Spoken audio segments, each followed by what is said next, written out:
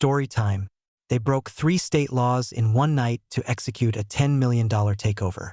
Imagine waking up tomorrow and finding out your local city council just held a secret meeting, broke 3 state laws right in front of the public's face, and deleted a 75-year-old independent government agency in a single night just to grab control of a multimillion-dollar asset.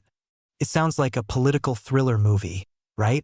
But this actually just happened in a small Arkansas town, and the black and white proof is sitting inside a boring financial audit document that the politicians were praying nobody would actually read. The story time narrative. Let's travel back in time for a second. In 1949, the leaders of Clarksville, Arkansas, did something incredibly smart. They saw that a city's water and electric systems make massive amounts of cash, and they knew future politicians would inevitably try to use that cash like a personal piggy bank. So they built a legal wall.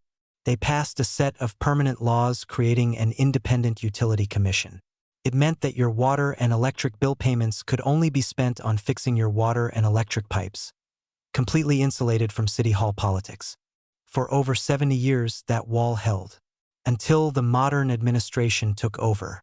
A few years ago, the utility board decided to build a massive, citywide fiber optic internet network. The city council officially signed off on a $7 million bond to fund it. But behind closed doors, things started going off the rails. The project didn't cost $7 million. It secretly ballooned into a massive $17 million infrastructure operation. That is a $10 million cost overrun that was spent without a single public discussion, a single council vote, or a single piece of legislation. To keep the lights on during this massive cash crunch, a high-stakes shell game began.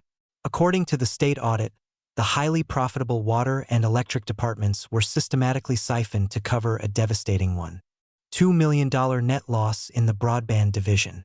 Things got so bad that the utility started writing hot checks to local businesses, and local hardware stores literally cut off the city's credit line. So, how did the city administration handle this emergency? Did they hold public forums? Did they work out a transparent, structured rescue plan? No. They went with the nuclear option. During a chaotic city council meeting, the administration moved the council into a closed-door executive session.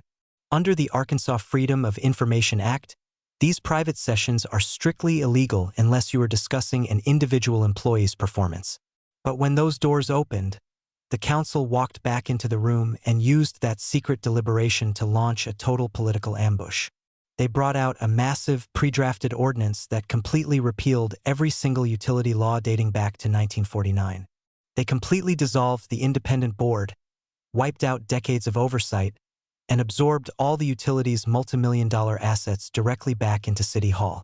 To prevent the public from stopping them, they weaponized an emergency clause to bypass the mandatory state law requiring new bills to be read on 3 separate days.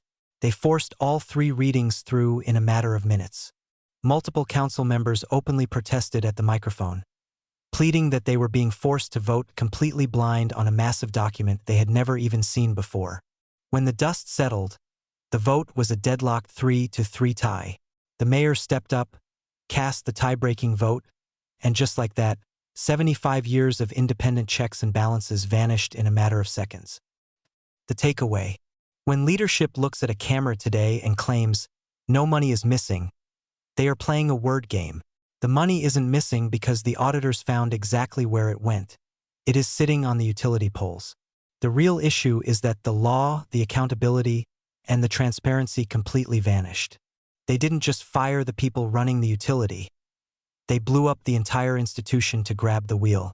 And now, a multimillion-dollar public asset is running in total legal limbo.